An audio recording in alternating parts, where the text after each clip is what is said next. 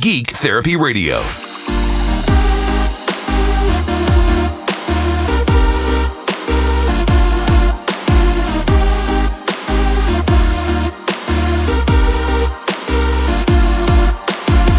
Welcome to the Geek Therapy Radio podcast.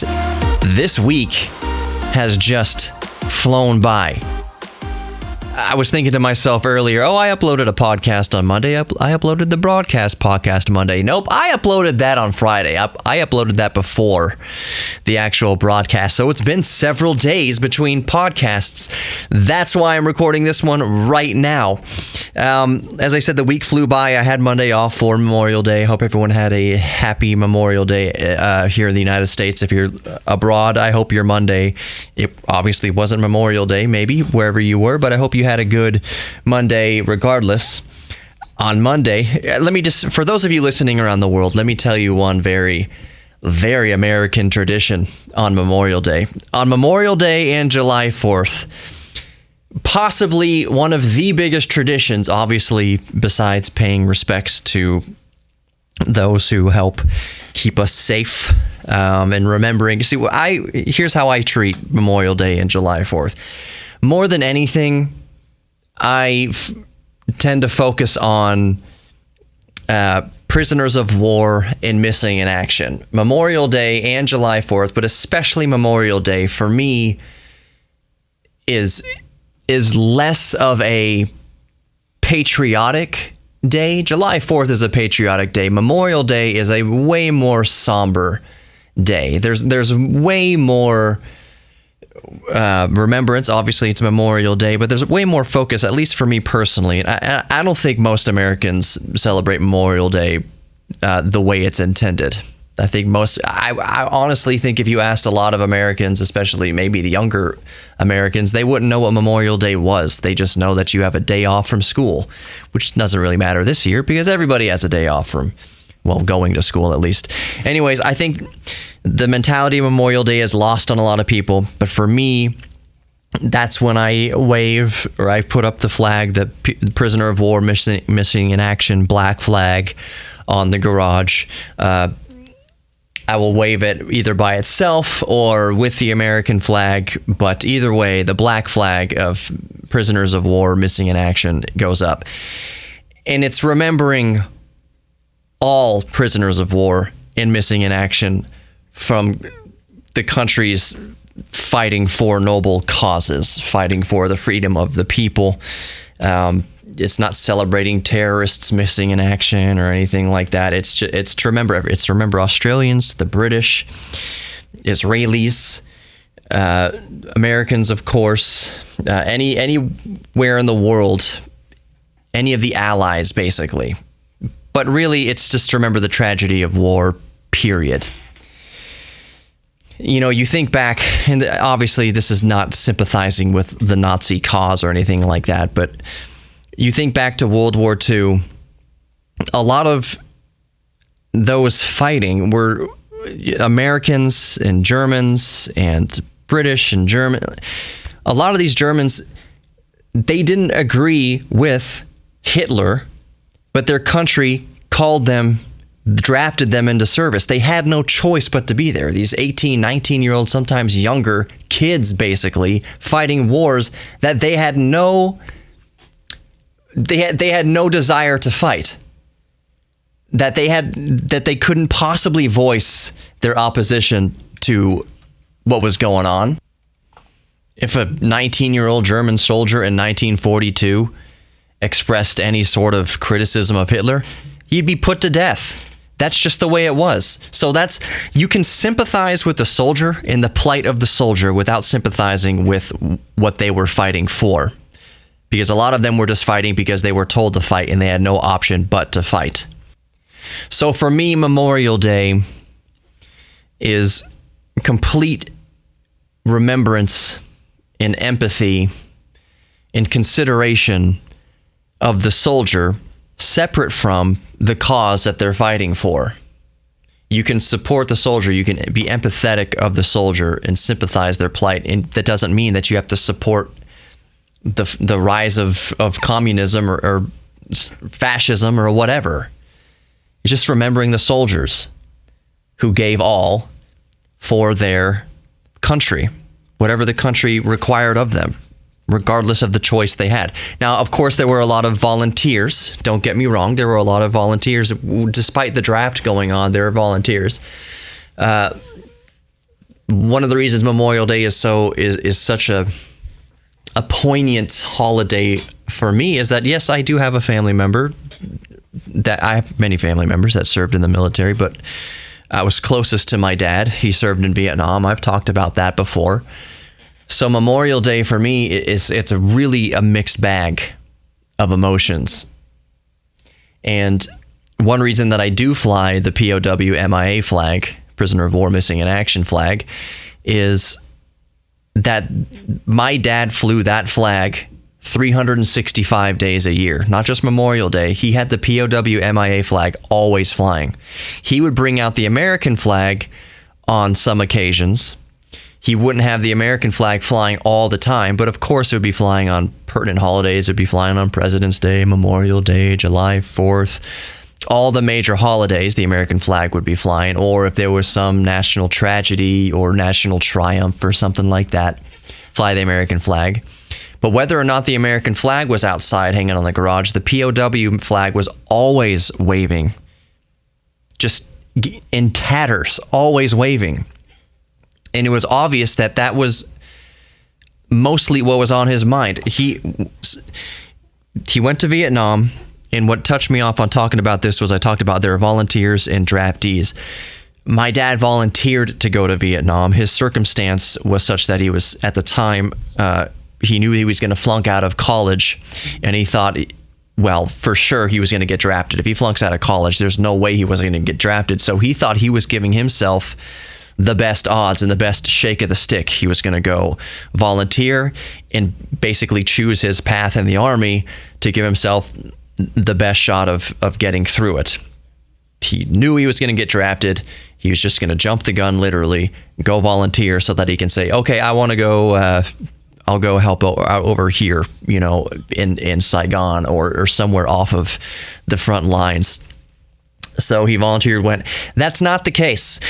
He learned quick and fast that is not how the government, that is not how Uncle Sam calls you into duty. That is not how Uncle Sam uses you, as he would put it. His experience with the military and why he implored his 4 sons not to go into the military. He said he couldn't stop us from going into the military, but he worked hard to give us a path in life that didn't have the military as a first option. That the military would always be, for his sons at least, you can volunteer if you want to volunteer. I will try my best to convince you not to do it based on my experience, but he wouldn't stop us, and he worked hard to give us all a path in life that didn't make service in the military a requirement, at least.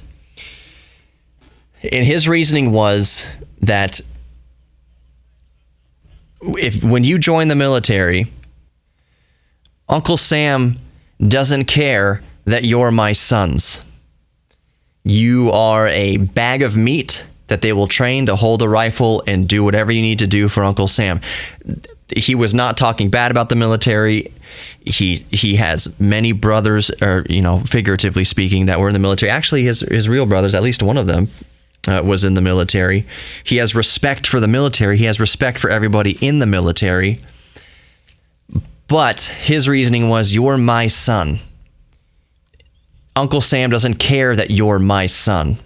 They will just use you for their own devices, and they will tell you anything they need to tell you to get you in the door to sign up for service, but ultimately, you're signing your life away. And he had a hard time with that. And his outlook, and I'm not saying that I necessarily agree with my father's outlook on the military. I'm just telling you his outlook on the military, what it was, having been in the military, having gone to Vietnam and gone through all that. He became increasingly disenchanted with the way that our government used the military. He questioned Desert Storm. He questioned was going back in 2003 after 9/11, going back into the Middle East. He didn't want his sons to be part of that meat grinder. It was no longer, to him, it wasn't like World War II. It was something he just saw from his experience in Vietnam, that ultimately it's like, basically it's just those in power experimenting with American lives and collateral lives as well. That it wasn't about some virtuous cause. It was just about, let's test out this new technology. Let's see how well this bomb does. Let's test out these drones. But we'll need some meat to fly them. We'll need some meat in the sand to carry out these operations and test out these new toys. That the industrial military complex had gotten so bad that the military would not see his sons as human beings, as our father's sons. And of course, I always respected his opinion on that. He has seen war. He has been to war, all the atrocities of war. I thought about, and maybe I'll do this one day, reading all of his correspondence letters home. I'll redact whatever personal, information, addresses and things like that if they are included. The military does a good job of redacting a lot of things in letters home anyways. But I thought about reading those letters home.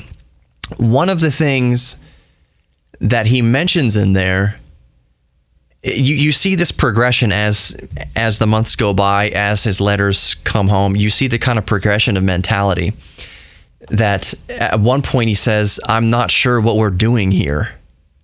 That it becomes increasingly aware that that he and his regiment and the people that he's with are unclear. Why are we in Vietnam? He repeats routinely that Vietnam is such a beautiful place. One of the phrases he uses, and that a lot of GIs used, is that it's a nice town if there wasn't a war going on. The country is beautiful. The people are beautiful. It's a picturesque location. It's just a shame that there's a war. But his increasing idea, and all those around him that he was serving with, what are we doing here? Why are we here? What's the point of this? Going out and losing men and engaging the enemy and the VC, and they're fighting for their country. They are fighting for their country, whether he agrees or disagrees with the cause, with communism. These people are still fighting for their country. They still believe they're fighting for their country. And he and his regiment and the entire U.S. Army were the foreigners. Why are we here? Why are we getting involved in this? And the French before them. What are we doing in this theater? This is not like battling the Axis in World War II. We're in Southeast Asia fighting other people's wars under the very loose guise of containing communism. But many soldiers were under the idea of, if they want communism, then they can govern themselves. Why do we? I understand it was try to stifle, the excuse was to try to stifle the spread of communism, that eventually communism was spread all across the world. You have to also remember, this is during the Cold War between the United States and Russia. And there were massive considerations to that. If communism gets a foothold across the world, then that just gives Russia more power, and it's a bigger threat, and the whole Cold War mentality. But at the end of the day, boots on the ground, body bags stacking up, about 60,000 U.S. soldiers, almost 10,000 miles away from home, drafted, or if they signed up for it. And then I think estimates are close to about 2 million altogether deaths, north and south, both sides, in Vietnam. Civilians, military, all of it, about 2 million. It just made them wonder, what are we doing here? What's the point of all this? So it's interesting in his letters, and his letters are not, they're not gory. They're not, my dad was not a Rambo. He did not share those type of stories. He never even shared those types of stories with us. And I asked him why he never shared any of the gruesome stuff. And he's just, why would I tell you any of that? He was perturbed by the question. Why the hell would I tell you that? Why would I put what's in my head in your head? Is what he told me. Why would I put what's in my mind in your mind? There's no sense to it. And he would, one of his letters home, and I'll read these at some point to you. He said, there's got a lot of you guys asking at home to share some action or something like that. And his response was something along the lines of what he told me. Why? There's nothing glamorous about it. There's nothing good about it. There's no good outcome to you knowing it. There's nothing to celebrate here. Nothing at all, was basically his sentiment. So stop asking to share some action. Mostly what he was talking about in the letters was money. My dad was meticulous with accounting. After he died and we were cleaning out the garage, we found ledgers dating back to the 60s when he was in college. Rent down to the penny, groceries down to the penny, expenses down to the penny. And most of his letters home were, hey, Mom and Dad, I'm sending you this amount of money, please put it away here, or I'm saving for a car when I get home. And it was the budding of his interest in communications and journalism. He talked about he had an internship lined up when he gets home at a radio station one of his buddies could get him into, and that's what my dad did for decades. He was a TV anchorman, he was a radio broadcaster, and it all kind of started in Vietnam. And he would write, please send me tapes, don't send me records, please send me tapes. He had a reel-to-reel. He got his hands on a reel-to-reel out there. I don't know if someone mailed him a reel-to-reel or what it was, but he constantly was asking for blank reel-to-reels. And it's kind of an interesting depiction of the time, to where you would please send me reel-to-reels. It was the confusion of, well, he's asking for music, so let's just send him records. It's kind of like when we grew up, people my age, we had the Nintendo and then the PlayStation and Xbox, but to our parents, it was all just Nintendo. So if you asked your parents, Mom, I want a PlayStation for Christmas. You already have a Nintendo. Why do you need another Nintendo? Because it's all Nintendo. So back in the 60s, when you're asking for tapes, they just figured, well, you obviously mean record. This is just a new term for a record, for a vinyl record. So they just kept sending records. No, Mom, I want the new Rolling Stones album. Please send the new Rolling Stones album on reel-to-reel. And blank reel-to-reels. I don't want cookies. I appreciate the cookies, but I don't want cookies. Please fill the box with blank reel-to-reel tapes. He asked for reel-to-reel so many times in these records, in these letters. Please stop sending cookies. Please send blank reel-to-reels. They have to be a certain make or model or whatever to work in his recorder. He was adamant about money and saving money and sending money and doing what was best financially, and about reel-to-reels.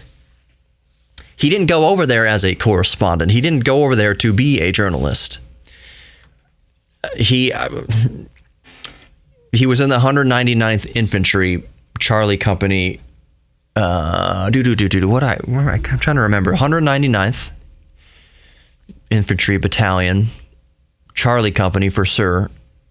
12th Regiment, something like that. I think it was 199th C12. I can probably look it up on Google, but maybe someone more military-minded that might be listening to this can tell me. Maybe you knew somebody who was in that regiment. Anyways, he made his way up to Buck Sergeant. It just says sergeant. He called it Buck Sergeant. Buck Sergeant apparently means he was in charge of a group of 8 to 12 people. Regardless, however he earned rank and I've got his jacket hanging in my closet with the chevrons on it. However he earned rank, it wasn't, let's just say he wasn't trying to earn rank. It was out of necessity. And we do have documents of the president recognizing acts of valor and such. So he did something over there that necessitated his rise in rank. And I didn't know I was going to go off on such a thing, but I'm talking here. It's a podcast. I was going to talk about Raspberry Pi. There's a new 8 gigabyte model Raspberry Pi for $75 coming out. And if you want to use all 8 gigabytes, you're going to have to download a 64-bit version of Raspbian, which is now called Raspberry Pi OS. So there's the Raspberry Pi bit, $75. So he rose to the rank of sergeant. And one of the things, I don't know if I've talked about this on here before. Maybe I have. Depends on how often you listen to this podcast. God, I don't know.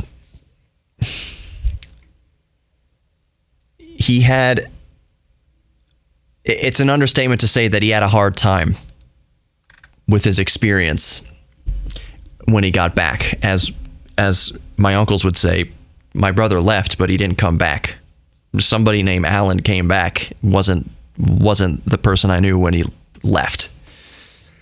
So he obviously battled with it his entire life.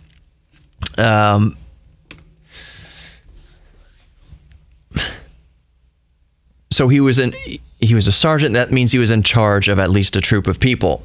When he came home a few years later, that's when my sister got injured. That's when he found my sister, his only daughter, floating in the pool. My sister has been special needs her entire life, brain damaged, quadriplegic. So I learned over the years to cut my dad some slack. Not to judge him too harshly, and to empathize and try to sympathize with what he was going through. Imagine you just got back from Vietnam, a horrible, horrible conflict. You've lost men that were supposed to be under your safety, under your protection. You've lost people.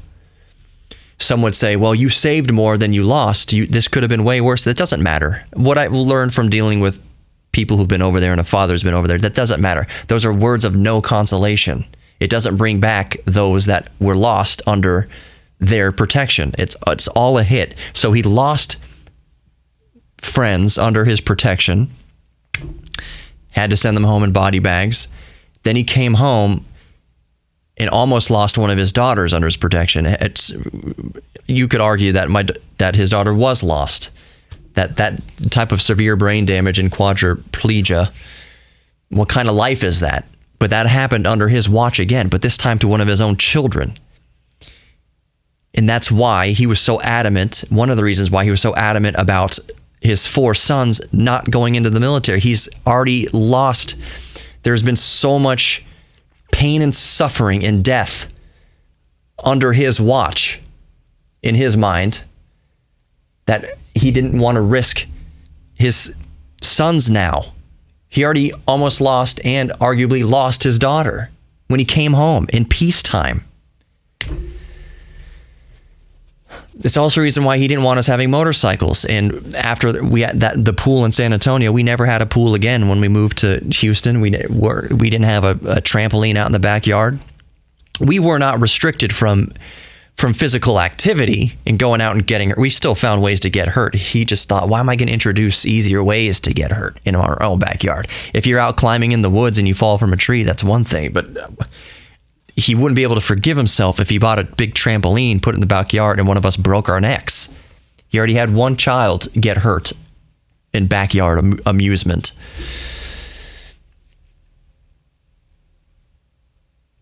So I don't know where I was going with all this. It's all just painting the picture that Memorial Day is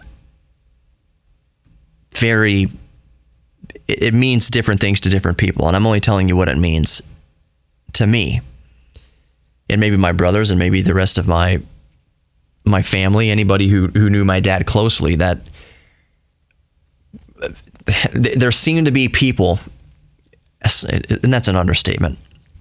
There are people among the population, and not just in the United States, elsewhere in the world,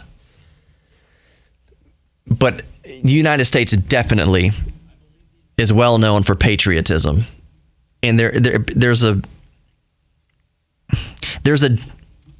disconnection with blind patriotism. I certainly don't have blind patriotism.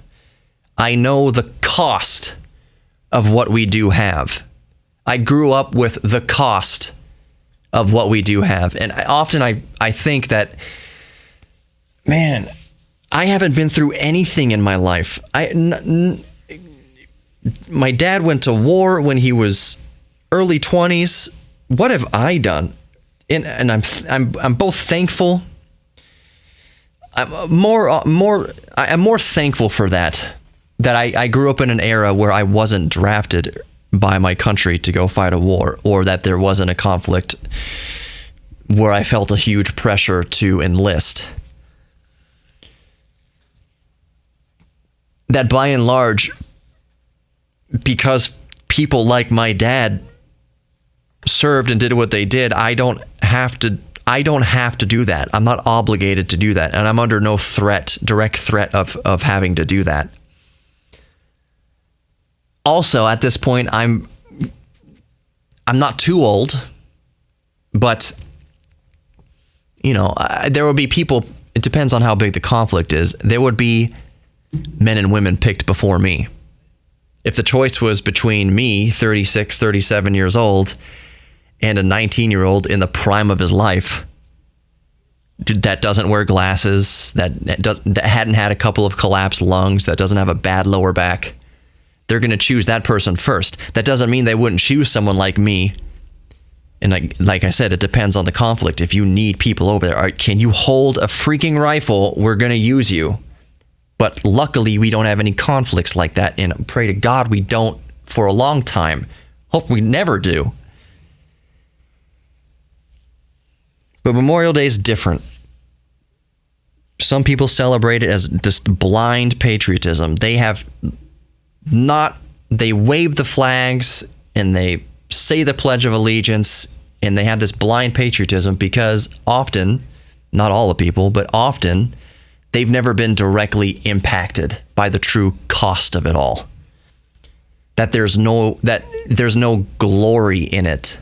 There's no glamour in it. That it's only pain and destruction. That whatever we have, our little slice of the pie, the soil that seed grew out of is red and bloody, with sons and daughters of other parents who have had their children pay the ultimate sacrifice. And none of them that paid the sacrifice, at some point every soldier would question what they're doing. I'm guarantee you there's still soldiers in World War II thinking, what are we doing in Europe? That doesn't mean the cause was any less glorious, any less worthwhile. But there's no way people go to, from those I've talked to that are in a relatively sane state of mind, there's nothing glorious about it. There's nothing fun about war. There's nothing to celebrate about what you do over there and what's being done to you. It's only pain and suffering on all sides. It's all pain and suffering. And it's compounded by remembering that there are not just those who died, but those who are missing. That you don't know, that to this day we don't know. Whatever happened to Bill from Omaha, don't know. He got separated. We never found dog tags. We don't know if he died. We don't know if he was taken prisoner of war, if he's still there. Not knowing is worse than death. Having a missing family member that you don't know whether they're dead or alive is worse than the closure. That's the word I'm looking for. You don't have closure. POW/MIA represents the lack of closure and the torture of closure.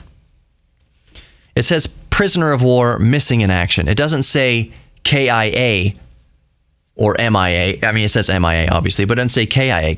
There's not a flag for KIA. The flag for KIA is the American flag. American flag represents KIA. The black flag is POW, MIA, missing in action, lack of closure. Sometimes you know that there are prisoners of war. You definitely know they're being held hostage. You know they are a POW. POW doesn't necessarily mean soldier either. It can be anything. Journalist, civilian, prisoner of war. So I don't know. I guess I got on this tangent because of Memorial Day, and I started off by saying that the week flew by because I had Memorial Day off. I remember why. One of the things I said at the beginning was I was going to let our international listeners know of the most one of the biggest American traditions, Memorial Day and July 4th, and any sort of national pride holiday. One of the biggest traditions, in this case for Memorial Day, is grilling in backyard and cookouts and barbecues. So on Memorial Day, I grilled the best hamburger I've ever made in my entire life. My entire life. If I started a food truck, it'd be called Hamburgers or something like that. It was so good. It was, 75% lean meat, something like that. And I added the spices, Creole seasoning, and Louisiana hot sauce, and seasoning salt. Oh, it was so good. Oh, I almost cried. Ask my wife. I think I was moaning or making noises every time I took a bite, and my wife was like, "Do you need me to leave the room? Are you gonna be okay? Do you need some alone time?" It was so good. Oh, it's so good. Yeah, so that's one of the biggest traditions. Memorial Day is Americans celebrate it by cooking meat, specifically hamburgers and hot dogs. I gave my wife the hot dogs. We had 2 hot dogs left. She had the hot dogs. My wife, in her state, in her pregnancy, one of the things that happens in pregnancy, and I know everybody listening who's been through it knows exactly what I'm talking about. You grow aversions to things.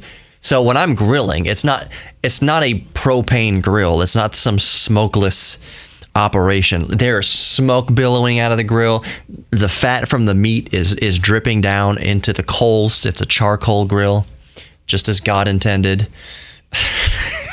I don't mean to start a fight, but there's smoke billowing out of it. It smells glorious. It's glorious.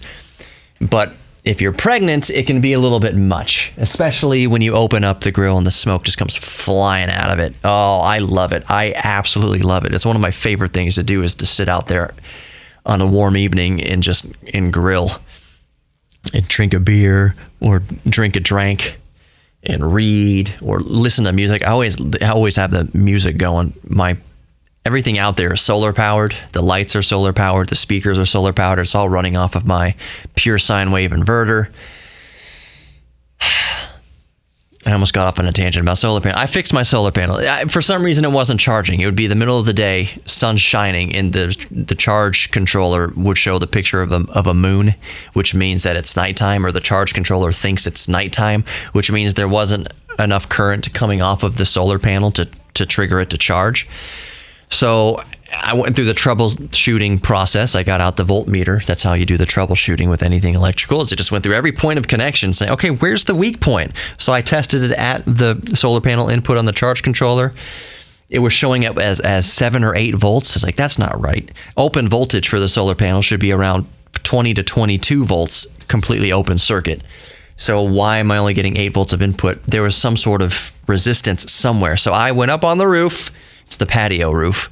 Pulled down the solar panel, unhooked the connectors. That was T4 connectors. Is that what they're called? They're quick release connectors, weatherproof, waterproof, quick release. Check for water in there. They were bone dry. The connections were good. I was testing the voltage right off of the solar panel. Right off the solar panel leads, and it was a perfect 22 volts open voltage. What's going on? So I reduced the links in the chain, so to speak. I had some crimps. 1 or 2 crimps before it got to the solar panel. to basically change connections, alternate connections. And I said, I'm just going to eliminate as many links and this points of failure as possible. And through all that testing, I finally got back to operational. And I was up to a little bit over 11 amps. I've never seen 11 amps come out of it. So I improved the situation by about an amp of charging. I still need a deep cycle battery, but they're expensive. I can't afford it or justify it right now. I've been talking to some battery companies. I would love to do lithium phosphate batteries, LiFePO4 lithium iron phosphate batteries, deep cycle batteries, 100 amp hour, 200 amp hour. I would love to get into some sort of endorsement with them, and so all it is just send me a deep cycle battery. Hurricane season's coming up. The last piece in the puzzle here is a good deep cycle battery. So I'm looking for a good deep cycle battery. I would love to have I've been working on a company called, and by working on, I meant I sent them an email, Dakota Lithium. They're kind of an outdoorsy company. They make lithium phosphate deep cycle batteries, make all sorts of products. And this sounds like a plug for them, but I'm just letting you people know, because in case you're curious, they're not paying me anything. They haven't sent me jack squat. But I hope they do, so I can give a little 10-second or 15-second ad at the end of every podcast or broadcast. Hey, go check out Dakota, whatever. They sent me a battery and it's amazing. So I guess I should start wrapping up the podcast. 36 minutes here, but you guys let me talk. I don't release a lot of podcasts, so it's okay if these go longer, right? I have no problem endorsing products that I believe in. So for instance, my Rowdy was fixed by Best Automotive in Kingwood on North Park. So I advertise for them every week because I know the handiwork of their product, of their service. They fixed Rowdy and it runs great. So I have no problem endorsing them. If a lithium phosphate battery company sends me something and I try it out and it's all good, I'd have no problem promoting that too. I've said many times that I'm never going to promote anything like vaping or cigarettes. I'm never going to endorse anything like that. But this is a business here. I have no problem endorsing products. I just have to have a good relationship with that company and believe in what they're selling. And one of the things I believe very deeply in is off-grid solar power generation. So if a company that makes a good solar product comes to me and says, hey, do you want to talk about our solar panel? We'll send you a couple solar panels. Want to talk about them? Or do you want to do some sort of monthly financial endorsement deal, talk about our solar panels? Yeah, sure. Abso-friggin-lutely. I believe heavily in renewable solar energy. Let's do it. That's a match made in heaven. So that's what I'm working on right now. I fixed the solar panels. I got good generation. I think I only have 20 amp hours usable, if that. Obviously, when the sun is shining, it's infinite. But when the sun goes down, I only have about 20 amp hours of usable capacity when it's not generating any electricity. And that's not enough. I need a 100 amp hour deep cycle or a 200 amp hour deep cycle thereabouts. So I'd feel comfortable if the power goes out and I need to run the refrigerator off of it overnight. Refrigeration is a cyclical. It's about, what do they call it? Just like a air conditioning unit at most efficiencies, about a 33% use cycle. That means it's only on 30% of the hour. So it's only drawing, in a refrigerator case, a couple hundred watts, but only for about 20 minutes every hour of runtime. So you do all this kind of math in your head. What do you need? 100 amp hours would get me by in an emergency. That's not counting when the sun is shining, and then I can just use what I want up to the capacity of the system. But I want a good, at least 100 amp hours of backup capacity to run an air conditioner, a small air conditioner, and a refrigerator, basically, if the power goes out, and a couple of lights, charger phones, tablets, what have you. So yeah, that's basically my thoughts on that. The Raspberry Pi that I mentioned earlier, 8 gigabytes, the two biggest changes there that I'll mention are that I glossed over. Obviously, I was in a very meaningful discussion. The biggest changes with that is if you do get the $75 Raspberry Pi 4 8GB model, to access all 8 gigabytes, you will need to have a 64-bit operating system. Raspbian has always been a 32-bit operating system. I'm sure there have been 64-bit operating systems, but Raspbian by itself, that basically comes with Pi, that the Pi is like the starter OS. It's 32-bit, and it's only ever needed to be 32-bit because 32-bit can only address up to 4 gigabytes. Technically, it's something like 3.5 gigabytes or 3 point whatever, file systems and such. But it's never needed a 64-bit operating system because up until today, it's only maxed out at 4 gigabytes. Now with the 8 gigabyte model, to access all 8 gigabytes, you'll need to download the beta version of Raspbian, which is now called, it's not even called Raspbian anymore. All future releases of quote-unquote Raspbian are not called Raspbian anymore. They are called Raspberry Pi OS. And that's going... What do you bet people are never going to adopt that new name change? Are people going to say Raspberry Pi OS from now on? Are they? Do you think in the Raspberry circles, or do you think they're going to call it Raspberry Pi OS, or do you think the colloquialism is always going to be Raspbian? My vote is that people are going to continue to say Raspbian no matter what the official release is. Now, yes, they'll be technical. Well, is it Raspbian? Because technically Raspbian would be anything prior to May 2020 or whatever. So technically speaking, it can get confusing if you don't call it Raspberry Pi OS. If you call it Raspberry Pi OS, they know that it's the most recent version of Raspberry Pi OS. I still think that in general conversation, people are still going to refer to Raspberry Pi's operating system as Raspbian. There have been a lot of advancements in operating systems for the Raspberry Pi. Some that look like macOS, some that look like Windows 10. There's the official Linux distribution, LTS 20.04, I believe. That runs full native on Raspberry Pi now, at least Raspberry Pi 4. That's amazing. That's not a restricted version of Linux. That's full Linux 20.04 on a Raspberry Pi. That's astonishing. That's amazing.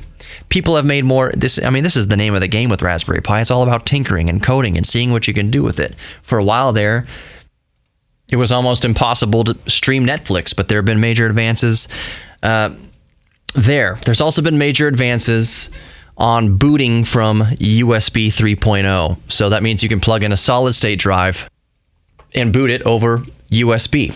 Now, it's not as simple. It's not as simple as just burning an image of Raspbian or whatever your operating system of choice is to a solid state drive and booting it over USB. There's still a little bit of what I like to call rigmarole, but it's less rigmarole, and it's tough to boot natively. We won't get into all of it right now, but it's tough to boot natively from USB on the Raspberry Pi 4. You can do it all day long on Raspberry Pi 3, and it is a wonderful, wonderful thing. But we're getting closer to the day that with the Raspberry Pi 4, you can just burn an image of an operating system to a solid state drive, slap it in an enclosure, and boot it over USB. Glorious USB 3.0 on whatever you're on the Raspberry Pi 4. One of the things I demonstrated not too long ago is that I recorded and edited an entire podcast on the Raspberry Pi 4. I haven't tinkered with it in a while. I need to get back to Raspberry Pi 4.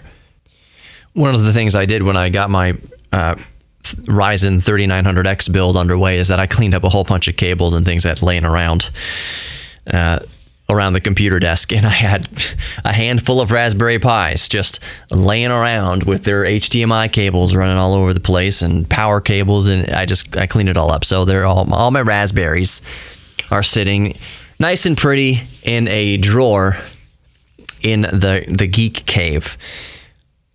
What else was I going to say? Oh, okay. Last thing as we wrap up here. Honestly, the last thing. Who made the joke the other day? I think it was USOF, who said that, was it on Patreon? You're like, be careful when Johnny says last thing, because it's never the last thing. And you're darn right.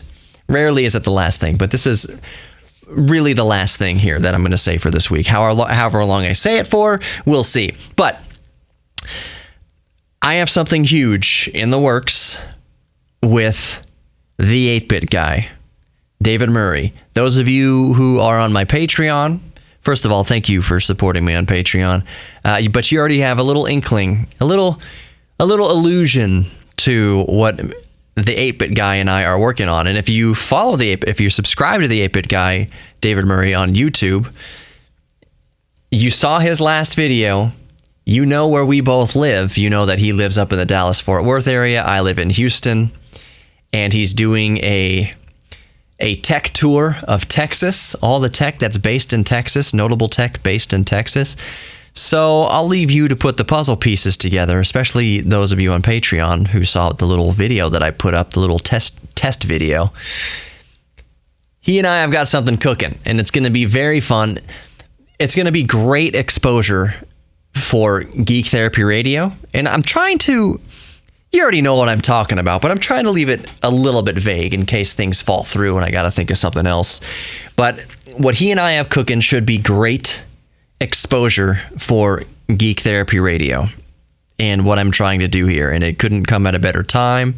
Like, as you know, my wife is pregnant. I'm trying to put the pedal to the metal here to get Geek Therapy Radio more exposure, build my show, start being able to eat with what I'm doing here, maybe help pay the mortgage, pay the bills with what I'm doing around here. So what David and I have cooking should help to that end. It's no guarantee. No, absolutely nothing, and especially nothing in this creative sphere is ever guaranteed, especially when it comes to finances and feeding yourself.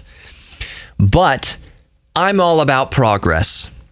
And what David and I have cooking up is great progress for Geek Therapy Radio and everybody involved with Geek Therapy Radio. And I'm talking about you, the audience. So I'm very excited for that. I should have more information for you regarding that in the next few weeks. Regardless, things are a bit crazy around here. Obviously, I'm not putting up all the podcasts that I would like to do. I would like to put up 5 podcasts a week. I think that when this is all still the last thing. This is all still the last thing I'm saying. I think that once COVID dies down, or the effects of COVID as we start to get to more normalcy, I think the podcast frequency will go up because there's plenty to talk about. I feel bad. We canceled the space launch. That's rescheduled tentatively for Saturday. SpaceX NASA space launch. Crew 2. Or 2 Crew, whatever it's called, going to the International Space Station. I was going to talk all about that, but the launch got canceled. I was going to comment on the launch live while we watched it unfold on TV, but it got canceled. There's that to talk about. Ryzen is refreshing 3000 series processors. There's gaming news. There's science news. They found more Dead Sea Scrolls, more writing on the Dead Sea Scrolls. They think it's coming from the book of Ezekiel. I don't care where you are religiously, atheist, agnostic, Muslim, Christian, Jewish, whatever. That's fascinating that they found more to the Dead Sea Scrolls. So there's so much cool stuff to talk about, so much geek therapy to be had around here. I can't wait to go back to the daily podcast schedule. I can't wait for things to normalize. I appreciate all the work. I've said it time and time again. I appreciate the work. I appreciate being busy. What David and I have cooking is going to make the coming days more busy. What we got going on at the church as far as recording and editing services, that's busy. But once things start to normalize, I can get back to the pace. I can get back to my daily, 20, 30 minute, 10 to an hour long podcast, 10 minutes to an hour long podcast, 5 days a week. I can't wait to get to do that. But regardless, there are things cooking here at Geek Therapy Radio, and thank you so much for being a part of it. See, that was the last thing I said. Thank you for listening to Geek Therapy Radio. I've been your mental curator, Johnny Hemberger, reminding you that you are worthy of love, both giving and receiving love, and you are also, and I can't stress this enough, you are worthy of your own self-respect. So lean into your geek thing, because we're all geeks about something. Whatever you're a geek about, lean into it, and you'll learn that, hey, I am better at things than I thought I would be. And also, don't be discouraged. Also, don't be discouraged if you are not good at something at first. I almost went off on a tangent about learning to fly remote control helicopters. I'll save it. But just thank you for listening to Geek Therapy Radio Podcast. If you are in a part of the world that has a radio station, which is everywhere, and you want to email them and ask the program director, have just asked to the program director that you like to hear Geek Therapy Radio in your local market, that'd be amazing. I would love to syndicate. I'm still on that kick. So if you live, I don't care where you live, as long as it speaks English and there's enough of an English-speaking audience, it can't hurt just to email. You don't even have to call, just email. Say, hey, there's a show, Geek Therapy Radio, geektherapyradio.com. I would love to hear it on your station or on the local radio and go from there. So if you are so inclined and want to email your local radio station on my behalf to put Geek Therapy on the air in your location, that'd be awesome. That'd be so cool. I am enchanted with radio broadcasting and electromagnetic waves. So to have it beaming out of more antennas is just baseline cool. It's just cool. There's all sorts of experiments I want to conduct with that on the air. But anyways, thank you for listening to Geek Therapy Radio. I'll see you and talk to you in the next podcast. Have a good one.